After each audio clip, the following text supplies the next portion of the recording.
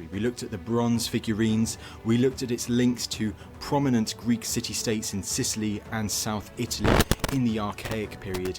And now we're continuing the story. We're going to the 5th century BC and also the 4th century BC, shall we say, a golden age in Olympia's history. And we're going to be focusing in on two particular monumental structures. The Temple of Zeus at Olympia, which housed within it one of the 7 wonders of the ancient world, the statue of Zeus. But we're also then going to be looking at the only round structure within the Altis, an incredible building which you can still see the remains of to this day at the site. And this was the Philippeion of King Philip II of Macedon. So without further ado, here's Judy. Judy, it is great to have you on the show, and it's lovely to see you again. I'm delighted to be here. Thank you so much for the invitation. Not at all. And Olympia, Judy, this is an incredible site. And during the Archaic period, Olympia, it witnesses this incredible growth. And by the time we get to the 5th century, I mean, Judy, the amount of archaeology that survives this treasure trove of a century, can we really say that this is a golden age of ancient Olympia? Well, I think they certainly thought so, because in around 472 BC, a lot of changes were made at the site, which included the beginning of the construction of this Temple of Zeus, among many other things. They also lengthened the duration of the games from 3 days to 5 days. So they apparently had enough people to come. And they began to spend tremendous amounts of money on the site in various ways. And this is connected, it seems, these changes are connected with Elis's synoikism, where it's coming together as a leader in the region. Elis is the polis nearby to the north, which controlled Olympia for much of its history. It won a territorial dispute, a battle with another city nearer to Olympia called Pisa, not the Pisa in Italy, but Pisa just near Olympia. And that occurred just around 472 as well. So Elis gets hold of Olympia and manages to hold on to it for most of the rest of its history. This also seems to be a trigger for activity at the site. And as I said, Elis creates a synoikism. It unites the region around it into a central kind of governing body. And thereafter, we see the construction of the Temple of Zeus. We see a number of prominent and important military victory monuments that are put up just in the first quarter and second quarter of the 5th century BC, some before the Temple of Zeus, some during and after the Temple of Zeus. We see an explosion in the number of athletic victory statues, also made of bronze. And then towards the end of the 5th century BC, somewhere between around 420 and 400, a third temple is created at the site, which Pausanias referred to as a metroon, a temple to Mater. We actually don't know who it was dedicated to originally. It's exactly like the Horion in this respect. But that too was created. So we begin to see lots and lots more activity at Olympia in the 5th century BC. And of course, we know about Pindar's and Bacchylides' victory odes that were created in the 5th century BC for athletic victors at Olympia. So this was really a heyday, I would say, for the site. So many areas which we could explore from that, Judy. But let's focus first of all then on that building which you mentioned, the Temple of Zeus. And I know this is quite a difficult question, but what do we know about its initial construction? Well, we know its materials, that's for certain. We know that it was built of the local limestone, which is not great material, but that the sculptural decoration, which is in wonderful condition, was made of Parian marble that was imported from the island of Paros in the middle of the Aegean Sea. So all the money really went into this sculpture. Pausanias recounts that the building was constructed by an architect whose name is Laban of Elis, of whom we hear nothing else at all in antiquity. And when the construction began, the initial date of construction seems to be just after 472, maybe around 470 BC, but that's a guesstimate. The construction date at the end point, when was it finished, is usually said to be around 456 BC, when the Spartans, according to Pausanias, erected a shield on the apex of the temple. So we know that there had to be an apex to put a shield on. And they put the shield up there as a military trophy of their victory at the Battle of Tanagra, which we know took place just around 456 BC. And so we know, okay, the building must have been finished just around this time. That's what we know about the construction of the building, kind of the basics. The building was built in the Doric architectural order with 6 columns on the short ends, 13 on the long ends, and had 2 pediments, of course, like all such gable buildings, 2 pediments filled with sculpture over life-size marble sculpture. And it also had 12 sculpted metopes flanking or at either end of the central core structure of the building. Inside that initial ring of columns is the center of the building, and at either of the short ends, there were 6 metopes. Just before we go on, my A-level teacher from many, many years ago will be delighted that we're focusing on the Temple of Zeus and in such detail on its art and architecture, because I remember us covering this for A-level classical civilization many years ago, I must admit. But let's dive into the detail of these incredible sculptures. Let's focus on the pediments first of all before the metopes, because the detail of these pediments and the scenes that they show are absolutely extraordinary. Well, the quality of preservation is really extraordinary, that's for sure. They're displayed today in the Archaeological Museum at Olympia, where one can see them at eye level, which of course was not the case when they were actually on the building, where they were 12 meters up. And so not so easy to see small details.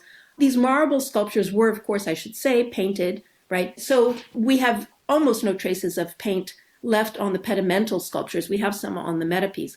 And these pedimental sculptures were devoted to themes. On the west, the back of the temple, was the scene of the Centauromache, the fight between the centaurs and the Lapith Greeks, a scene that takes place at a wedding where the centaurs are invited as guests to this wedding, and they drink their wine uncut, that is, they drink it neat, not cut with water, as was the practice in ancient Greece. And so they immediately became drunk, and they began to attack the Lapith women who were there at the wedding, and a melee broke out, and the centaurs, of course, are defeated by the Lapith men and fought off by the Lapith women. That's on the west side. And that's a myth that would be recognizable to any Greek. On the east side of the building, however, we have an extraordinary myth that's closely tied to the site. The identification of this myth would have been impossible without Pausanias' description of it, because it is so rarely depicted in Greek art. So this myth on the east side, the front side of the building, shows preparations for the chariot race between the Elean hero, the hero of Aeolus, Pelops, and the hero of Pisa, that town that Aeolus had recently conquered, and the hero of Pisa is called Oenomaus. So what this myth is going to describe is this military conflict, but in mythological terms. So Oenomaus, the ruler of Pisa, has a daughter, and he holds a chariot race contest to win the hand of his daughter. And the suitors come to vie for his daughter's hand, and they have to race against the father.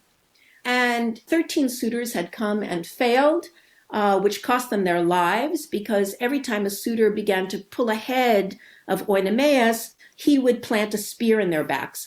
And so 13 had come and tried, they failed. Then Pelops, the hero of Aeolus, comes and he tries and he wins. And how does he win? Well, there are 2 mythological traditions concerning this. One says that he cheated by bribing the charioteer to insert wax linchpins in place of metal linchpins in the wheel of the chariot of Oenomaus, so that when Oenomaus began the race, the friction on the wheels would cause the linchpins, the wax linchpins, to melt, and the chariot would fall apart.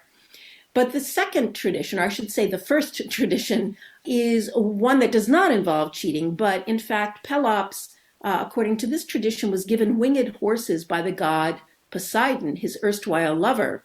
So with these winged horses and this kind of anointment by the god, he wins this race against Oenomaus. And he not only wins the race, he wins the girl, he wins the kingdom. And this, of course, is a mythological expression of Aeolus's taking over Olympia from Pisa. And this myth was said to be, according to many traditions, the founding event of the Olympic Games. So that's the scene that's depicted on the east pediment. These scenes are depicted, well, on the one hand, you say that very common myth, on the other hand, that other rather obscure myth. But for anyone looking up and looking at those pediments, of course, you need to imagine that those have been many, many metres above the ground. Do you think there are any underlying messages from the stories that they picked for this temple? Yes, and in fact, this is one of the things that interests me the most, is what the patrons' intentions are about these choices and how our viewers respond to them.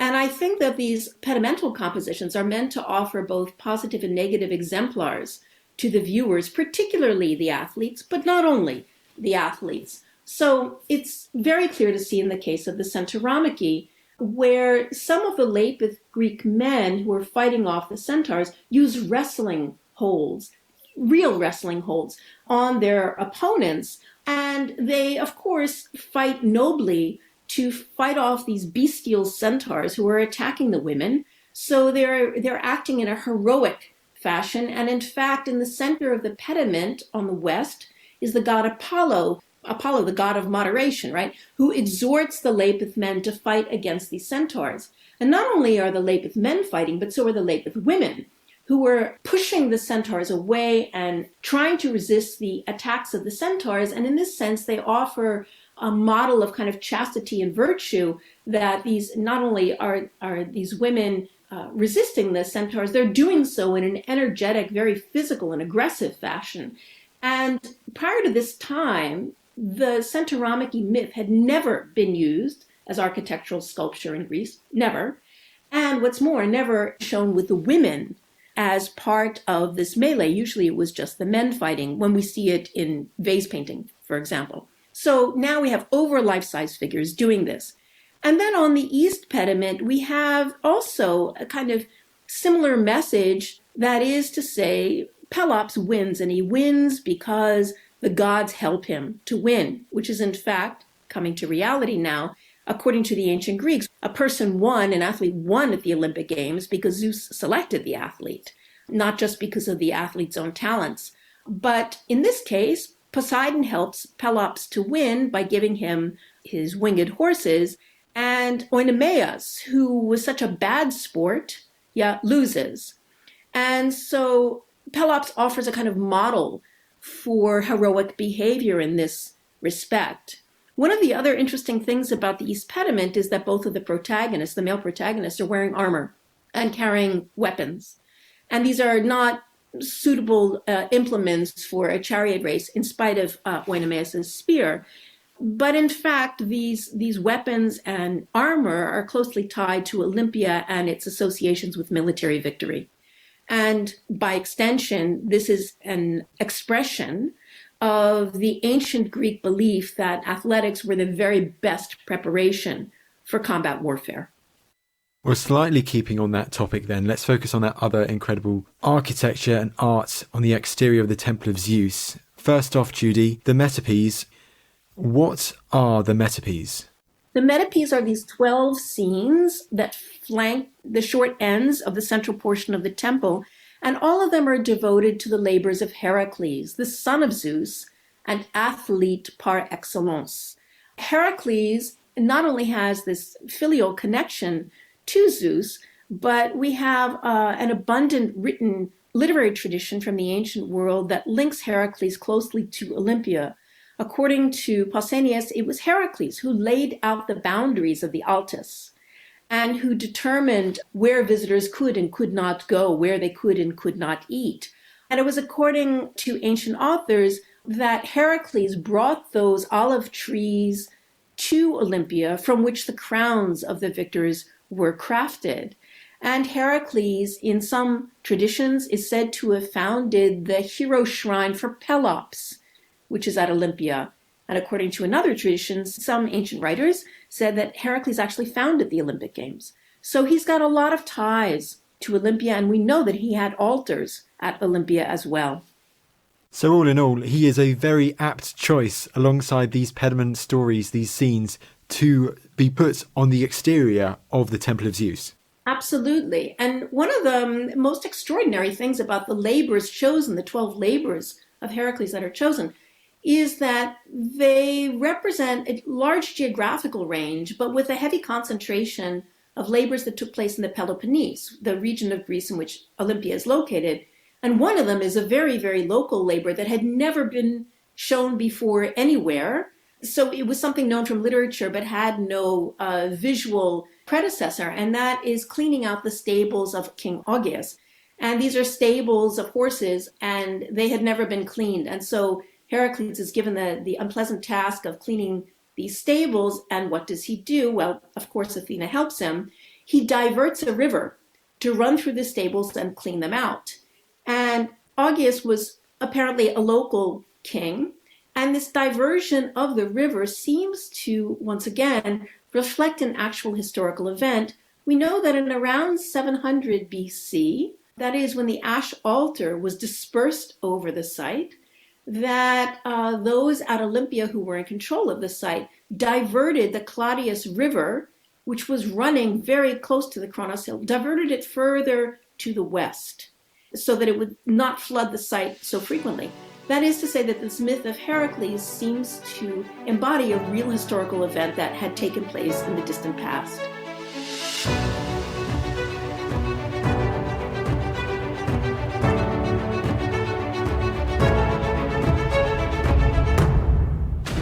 Have you heard of the teenage werewolf prosecuted in 1603? Did you know that the 17th century British government relied heavily on female spies? And do you want to know about chin-chucking and thigh sex? Of course you do.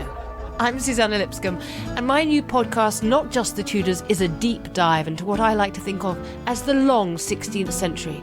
We'll be talking about everything from Aztecs to witches, Velázquez to Shakespeare, Mughal India to the Mayflower. Not, in other words, just the Tudors, but most definitely also the Tudors. Subscribe to Not Just the Tudors from History Hit, wherever you get your podcasts.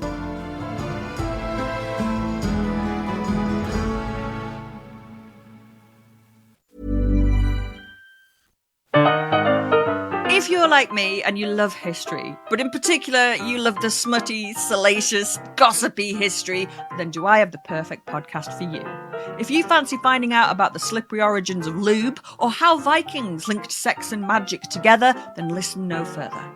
Join me, Kate Lister, on Betwixt the Sheets, where I delve into the most outrageous, the most taboo, and the downright sexiest parts of our history. It's the kind of history that you probably wouldn't bring up at a family lunch, but you might bring it up down the pub. From the history of swear words to answering important questions like just how incestuous were Neanderthals, and so much more.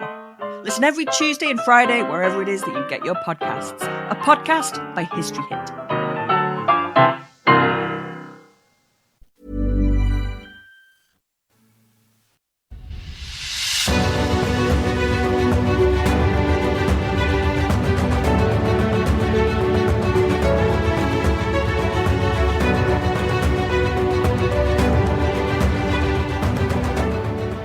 Right, so moving on, we've looked at the exterior of the temple and the incredible art and architecture of that part. So let's move into the interior, because within the Temple of Zeus, Judy, we do find one of the 7 wonders of the ancient world. We do indeed. This is the colossal statue of Zeus shown seated by the sculptor Phidias, which was put in the building around 430 BC, and nothing of the statue survives. I should say that right off. But we have extremely long and detailed passages from ancient writers describing the statue of Zeus and the elaborate throne upon which he sat. We know that the statue of Zeus was made of elephantine, that is gold and ivory. The drapery was made of gold, the flesh parts of ivory, and we assume, for good reason, that this was erected on some kind of wooden scaffolding. We have one ancient writer who talks about seeing mice running up and down the scaffolding underneath the statue of Zeus, this wooden scaffolding.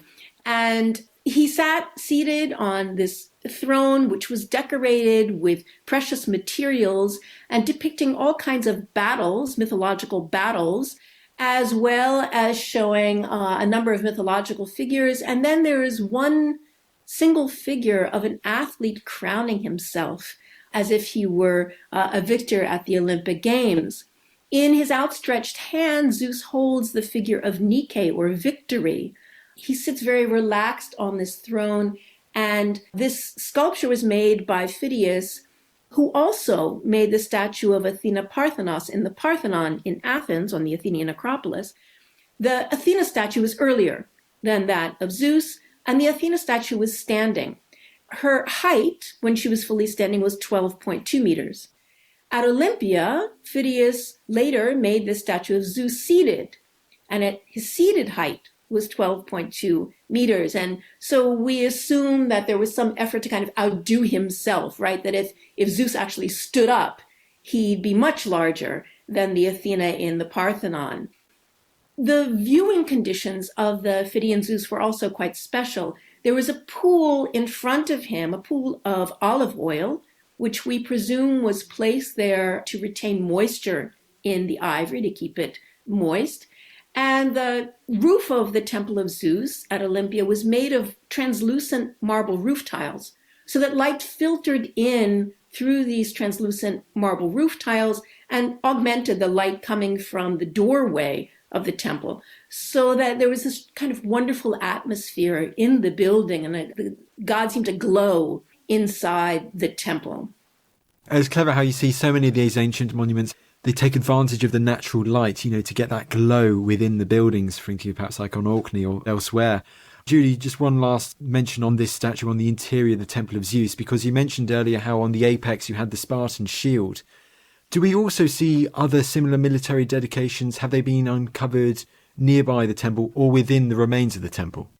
Yes, to both questions. We have a tremendous number of military victory dedications at Olympia, and they're kind of two categories I want to talk about. One are tropaia, the actual arms and weapons taken from the enemy, which were dedicated at Olympia by the victorious army or the victorious commander of the victorious city. And Olympia actually has more weapons and armor than any other sanctuary in the ancient Mediterranean. More have been found there. So to give you some rough idea of numbers, the number of bronze helmets recovered from Olympia is over 1,000. And this is far more than are found at any other ancient site in the ancient world. So these objects were dedicated. Very often they were inscribed with a dedication to Zeus by, as I said, a polis or an individual. We have many, many, many of these. A very famous example that I want to mention is a helmet that was dedicated by the Athenian general Miltiades. And his name is written on this bronze helmet that's at the site. So this would be given, and these tropaia were erected, once again, we think, on wooden scaffolding to help hold these things up. And one of the peculiar things about this dedicated armor and these weapons was that very often they were damaged intentionally. For example, we see helmets pierced from the inside out, or cheek pieces of helmets bent, which makes them non-utilitarian. They can't be used again. And that seems to have been the intent, to make them unusable again, either as votive dedications. And one has to think about a site like Olympia, which did not have a closed gateway or a high wall around it in the classical period. In fact, we have no evidence of a wall before the 4th century BC. That all of this armor and weapons sitting out on the site is like a ready-made arsenal for any army that wants to seize material there. So damaging this bronze material was a good idea. That's one category of monument from Olympia. And you have to imagine the site just filled with this stuff, filled with it. And then the other kinds of military victory monuments we have are bronze statues or marble statues. And one of the most prominent of these marble statues is the Nike of Paeonius, which was placed to the east of the Temple of Zeus, so very nearby the entrance. The Nike of Paeonius is a winged figure of Nike, or victory, who was shown alighting on the top of a triangular pillar. And this marble monument, marble for both components, the base and the statue, came to a total height of around 11 and a half meters high. And one can see the statue of Nike today in the Olympia Archaeological Museum. The triangular pillar inscribed with the victory dedication still stands on the site.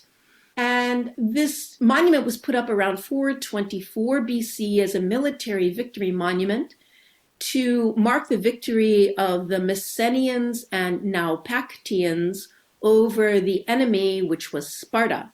The image of Nike is shown alighting on the column. It seems as if she's coming down, but there's something intervening between her and that triangular pillar, and that intervening object upon which she stands is the eagle of Zeus. So Zeus delivers the victory, right? He brings it in. And the animal that you see there today, there is an eagle there, although one wing is missing, and so it's very strange. It looks something like a turtle, but it's not a turtle. It's Zeus, and this is in keeping with this idea that Zeus delivers victory, and these military monuments are not simply to trumpet military victory, but these are thank offerings to the god for awarding victory to the victorious army. Likewise, the athletic victory monuments are thank offerings to Zeus for granting the victory to the victorious athlete. The Nike was sculpted by a guy called Paeonius of Mende, and we know of him from other sculptural commissions as well. We're told by ancient writers that he was one of the sculptors who did the acroteria or roof sculptures for the Temple of Zeus at Olympia. I remember many, many years ago going to see that sculpture, like his beautiful artwork in the museum at Olympia. Once again, thanks to Miss Kawika, Mr. Bush, and all of my A-level classical civilization and ancient teachers. But one thing which really struck out, and I know you're happy to talk about this in a second, is the drapery on that statue. The flowing of the drapery, the position of Nike, the winged Nike, it does feel very innovative for the time. Indeed, it is part of a trend of drapery treatment that we see just towards the end of the 5th century BC, where drapery really begins to take on a life of its own, and it flutters here and there in various ways. This is the most dramatic instance of this at the end of the 5th century BC, where the drapery pushes against her body and flutters out behind her. One sees kind of the predecessor of this on the Parthenon pediments. There's the winged figure of Iris, who rushes forward to deliver news to an audience, and as she moves forward, the drapery presses up against her, but we don't have a big swathe of it in the back. That's something that comes with the Nike of Paeonius. One can think of this figure as setting a trend. Again, later, we see the same thing again with the Nike of Samothrace, now in the Louvre in Paris, where we see this kind of big swathe of drapery behind her. This sense of immediacy, right? She's just arriving, just in time, and not standing, not stable, but in motion, makes the statue, I think, tremendously exciting for the viewer and gives a real sense of the thrill of this victory. So we've had a look at the Temple of Zeus, we've had a look at the winged Nike. This is an incredible time in Olympia's history. But moving on slightly to this one of my other favourite buildings from this ancient sanctuary, a round building from a northern kingdom, but it leaves a significant imprint on this ancient sanctuary. It does indeed. The Philippeion, this circular structure, is the only circular structure at Olympia. First of all, this is important to know. And construction of this building was begun around 338 BC. The general view, although, of course, like everything at Olympia, it's contested, the general view is that the building was begun by Philip II, the king of Macedonia, and either was completed by him or was completed by his son, Alexander the Great. And this building is generally regarded as a military victory monument to celebrate Philip's tremendous conquest of southern Greece at the Battle of Hyrenia in 338 BC. This marble structure is special because of its location, it's special because of its shape, and it's special because of its contents within. The building is in the northern portion of the Altis, I should say, very, very close to the Horion. So the southern area of Kronos Hill, to the south of Kronos Hill, but very close to the Horion, the so-called Horion, this temple, close to the ash altar, and close to the hero shrine for Pelops at the site, and not far from the Temple of Zeus. And in fact, like the Temple of Zeus, the Philippeion was oriented to the east. And so the building's location is one in the oldest part of the sanctuary where the oldest religious structures were located. And this surely was intentional. This Circular building, we know from Pausanias and from the actual sculpture bases that survive, there was sculpture inside the building. Pausanias tells us that it depicted Philip, Alexander, and the family. There were statues inside, and we have those statue bases, as I said. Pausanias is interesting because he describes the statues as chryselephantine, this gold and ivory material that was used for the Phidian Zeus inside the Zeus temple. Now, chryselephantine usually, not always, but usually is a material that's associated with divinities. So scholars tried to make some sense of Pausanias' description. Were there really chryselephantine statues of Philip and his family in the Philippeion? Well, the sculpture stood on these bases. I've already mentioned that. These bases have cuttings in them to receive plinths on which the sculpture stood, like little islands on which the sculpture stood. And the plinths that stood in these cuttings on the base were clearly made of marble. So either Pausanias is incorrect, the statues are not chryselephantine, but were made of marble, or maybe he saw gilt statues and mistook them for chryselephantine. Or another possibility that has been proposed is that the statues were partly chryselephantine, but placed into some kind of marble plinth, which then went into the base. In any case, the choice to have Philip and his family shown in the Philippeion was already something very unusual. This is kind of the first family group we see it at Olympia, but it's not the last by any means. It sets a trend. And if, in fact, these statues were of chryselephantine, then one has to think of a parallel that somehow Philip is showing himself in the same kind of guise, which seems hubristic. Although we know elsewhere in the Greek world, not on the Greek mainland, but elsewhere in the Greek world, Philip did demand worship in the same caliber as Zeus, and in fact, Zeus is featured on some of his coinage. So the building is also unusual for its circular shape. I said this. And this is a shape that is usually associated with heroa, shrines for hero worship. Now, there is no evidence at all that there was religious activity at the Philippeion. So we can't assume that there was worship there of Philip or his family. But it is a peculiar choice of buildings at the site. So that's about the Philippeion. And then you said there were followers, or kind of this building was influential, and that's very much true. Later rulers, later kings in the Hellenistic period took their cue from this building and constructed monuments at Olympia whose placement and form were meant to respond directly to the Philippeion. To wrap it all up then, Judy, I mean, is that something which is really astonishing about the history of Olympia and looking at the archaeology and what survives is just looking at the location of certain buildings within the Altis or around the Altis and how their placement is designed to respond to earlier constructions at the site? Yes, and in fact, this is what I've been studying, is a long history of Olympia from around 600 BC to the 4th century AD. And I've been looking at how monuments respond to each other over time and how Olympia changes over time. And there is a kind of dialogue between monuments. One monument is built and then another is placed to edge it out, to kind of elbow it aside by some rival city or rival general. And the placement of monuments is strategic, especially monuments that represent military victory. There is an effort to be very close to the Temple of Zeus, for example.